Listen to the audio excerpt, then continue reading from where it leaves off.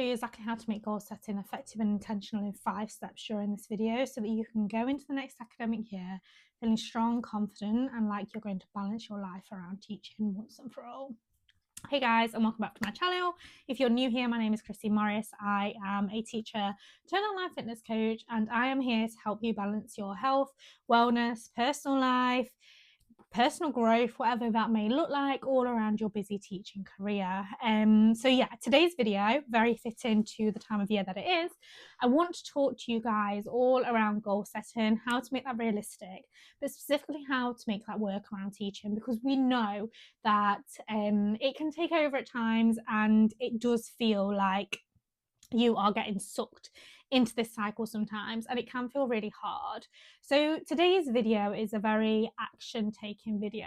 If I was you, I would play this during a time where you can get a notepad and pen, you can sit and actually watch the video, because I'm going to be putting some on screen bits as well for you to see.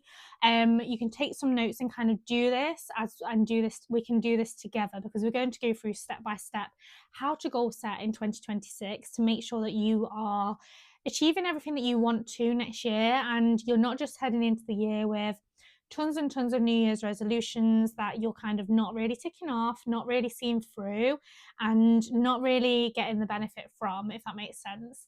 I haven't ever done a video around my personal goals, which is something I might do if you guys are interested. So if you are interested in learning a little bit more around my personal goal setting and what I actually want to do, then yeah, comment below or whatever, let me know. And that's definitely something I can share a little bit more around. But I wanted today's video to be much more action setting, much more intentional, so you can come away from this video or during this video actually have some goals that you want to set to get you from A to B in 2026. I have always been madly into goal setting. It's something I've always enjoyed, always loved, but I found that every single year I would write these goals down. I would probably look at them in January and February, and then I wouldn't revisit them again. The end of the year would come and I just felt completely lost, like I was starting from square one every single year. And it wasn't until 2025 where I actually intentionally really pushed forward with making sure my goals worked. And I want to go over sort of the exact things I did in 2025 to see that difference, I guess, between the two, so that it wasn't just me navigating this whole world of trying to find goals and set goals and not seeing any progress with it, because that's often what it was for a long while.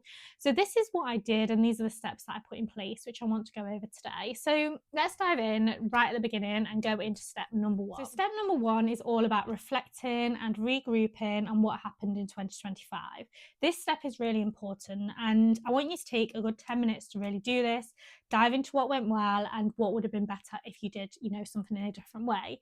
So what's really important is that you write down all the things that have gone really well for you in your year, in your month to month. What are the things that have gone well? And I want you to think about everything. It could be health, it could be fitness, it could be personal, it could be work, it could be career, it could be family, it could be just emotionally. What are the things that have gone well this year? And even if they weren't in your intentions for 2025 initially, I still want you to write them down, because sometimes these things come, our goals shape, our goals change throughout the seasons, throughout our life. We shape as a human throughout the year, and it doesn't mean that those goals that you set in January are necessarily the goals that you're going to stick to every single month.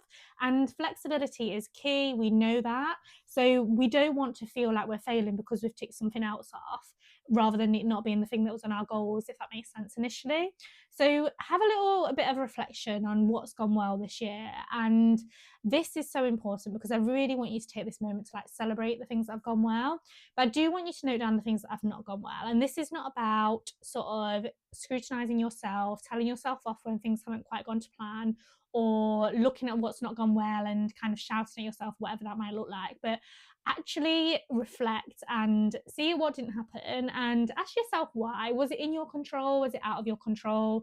Was it something that wasn't in reach at all for you?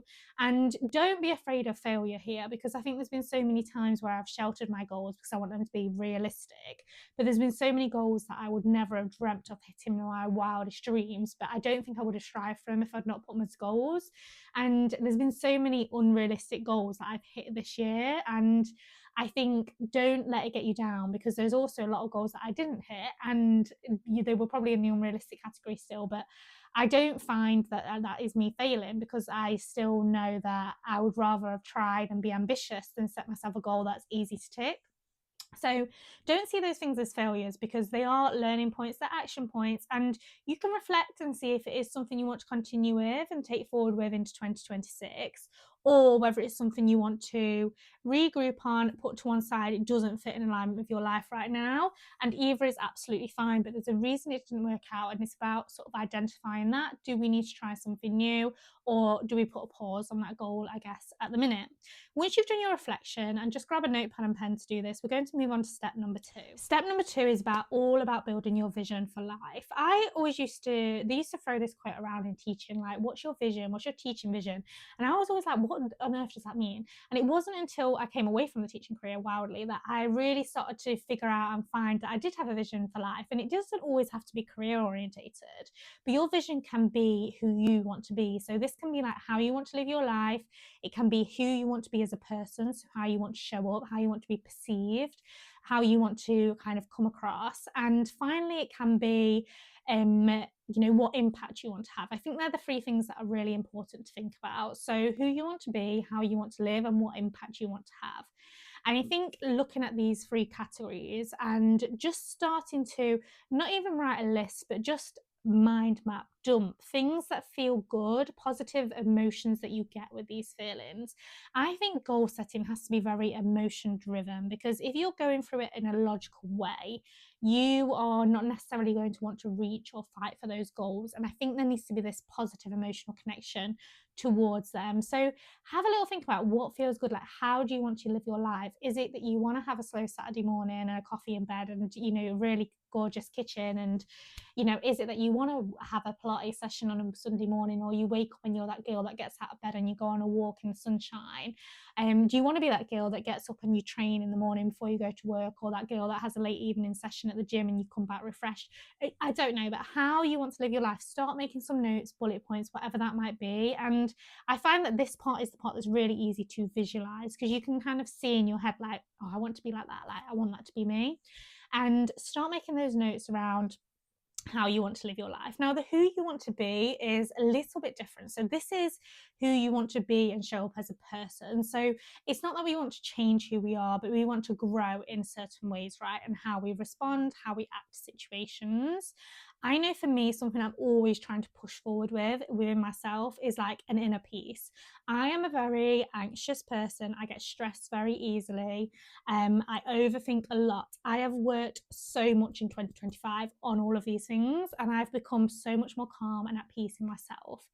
And this is something I want to continue to bring into 2026. And it's sort of like, that is the person I want to be, this calm person. I know what's going on. And I think that's how I want to kind of portray myself. And I think having that intention and knowing how you want to come across, it just fills yourself. You've got to know, and you need to fake it until you make it in these situations sometimes. And I think having a clear vision on what you want that to look like for you is so important.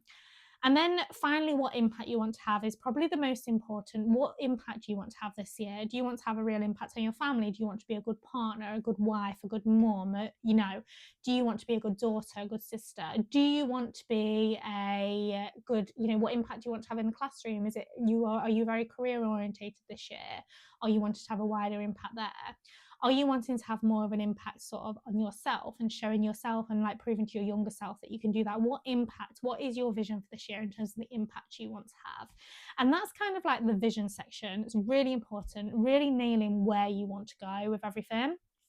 Brain dumping, mind mapping, lots of ideas down so you have clarity on the direction you want to take. Okay, section 3 is actually down to the goal setting part now. So this is where we're going to fine tune and really look at what goals we want to achieve. So looking at our reflections from 2025, the things that we didn't achieve, or maybe the things that we did achieve and we want to go further with, and also taking into account our vision, who we want to be, I want you to now start thinking about the goals that you want to hit and achieve in 2026. I think at this point, it's absolutely fine and okay for it to be a little bit rough and ready. Like, I would just write down everything at this point and not worry about there being too many, because we are going to fine tune it and like make it a little bit more concise later on. But if you're anything like me, like, you'll just have tons of ideas. So get them down. But what I do find is helpful is if you split them into categories. So what I always like to do is break mine down into categories, sort of like health and fitness. Relationships is a great one to think about. You want to think about maybe finances is a really good one. Like this is something that when I was younger, I really wish I'd learned more around, is investing in finances, things like that. So that might be something you want to think about. Maybe you want to think about like career and business. If you've got a little business going along alongside teaching, or your career in teaching.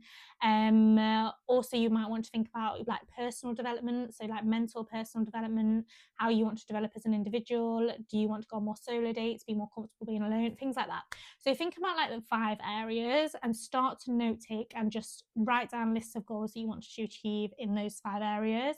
I do find categorizing it really helps, because I am the type of person that gets very sucked into a particular area or a certain theme for that year, and I kind of forget to set goals in other areas. And for me, it's probably like, oh, I'm just going to set loads of fitness goals or business goals, and then I forget to think about anything else other than that. And then I'm like, oh, it's a bit sad not really working on my relationships as well as it. So they're the things that I like to work on. And I think sometimes some of these will be a little bit less specific as others. So like, within your career, you might say, I want to get a promotion.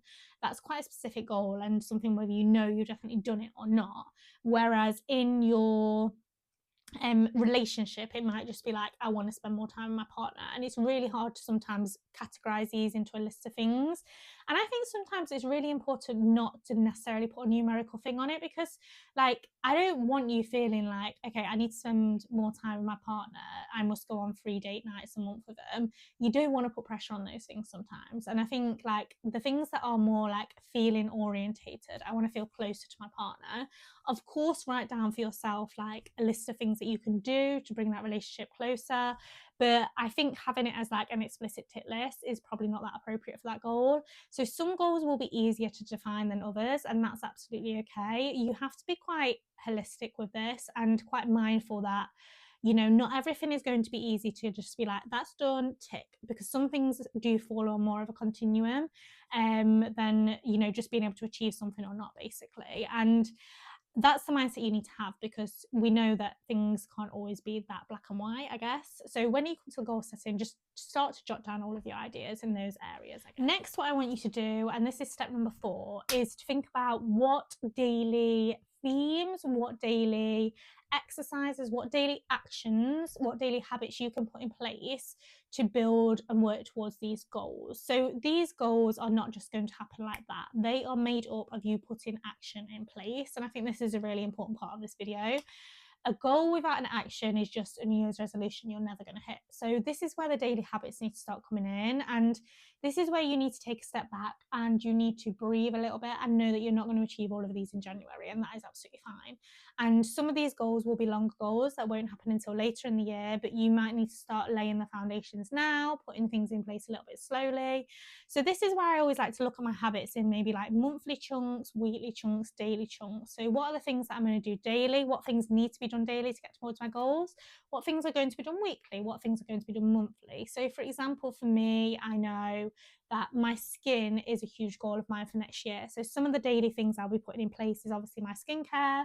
I'm doing a bit of like a routine with my diet and rules with my diet. So making sure that I'm not like starting my day with a cup of coffee, starting with healthy fats and a really good breakfast instead. Things like that. Like they're my daily habits that I'm starting to integrate into 2026, sorry, rather than sort of like, it's just like shifts and habits like that. So they're like habits that will make things better over time. But then there are some goals that I've got that I'm not going to be doing something every single day to work towards it. So for example, maybe things within the business, like I'm going to have to time slot things in. So maybe that's a weekly job, or maybe that's a monthly job that I need to look at those things. Or for example, if I wanted to take hold of my finances a little bit more, I might decide to spend, I don't know, the weekend of payday every single week, budgeting my money into different sections and pots, so I've got a better hold of that for the month ahead.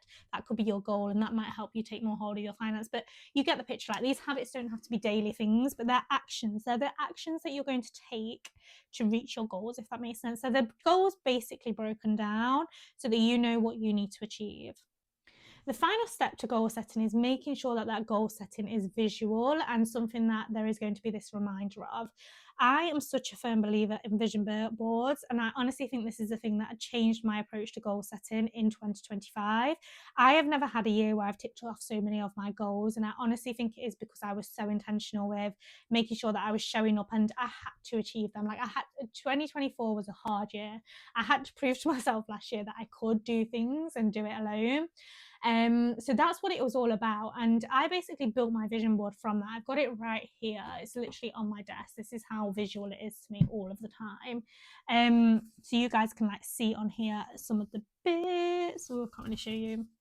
You guys can like see on here some of the bits. So there's something to do with like just life in general, followers, just like how I wanted to be, where I want to live, what I want to do. And it is crazy because like these are things that like you don't believe it, but like when I did these, they were very emotion driven, and I didn't actually know all of these things would come true. But it's so crazy because, you know, when you actually look over your year, you're like, wow, like these things, like so visual, some of them, and how similar they are. It's just mental. And I think you must be like channeled because you're seeing that prime to like look for those things maybe a little bit more. I don't know how it works, but anyway, like building your vision board, it can't just be loads of pictures from Pinterest that look pretty. Like, yeah, that's nice, but it's not going to help us get to where we want to be.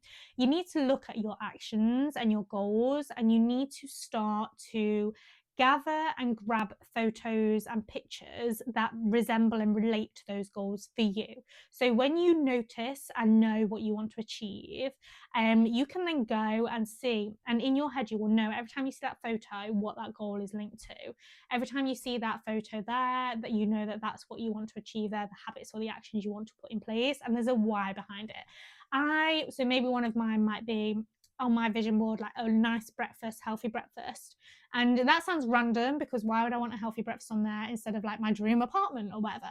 But that healthy breakfast is reminding me of my action that I need to really look after myself internally, focus on my holistic health, and therefore support my skin. And it's not all, it's sometimes about showcasing the action for you so you know that you can get there, because ticking off actions daily, even if you don't get to the outcome, is still effective goal setting, and it is still an effective way to achieve what you want to achieve. So vision boards are really effective. They are great. You need to, what I do is go onto Pinterest. I start by just clicking and getting loads of them, photos that link to each of my goals. You know, you can go 3 or 4 for each goal. Some goals you might have more if you just love it and you love the vibe of it, or some goals you might have less. I then send all of them over to, you can get, there's so many photo apps you can use. This video is not sponsored at all, but you can use things like free prints, and they're like apps on your phone. It's so cheap and affordable to do. You get them printed, delivered to your house, get a notice board, get some PVA glue and start sticking them on. That's all you do.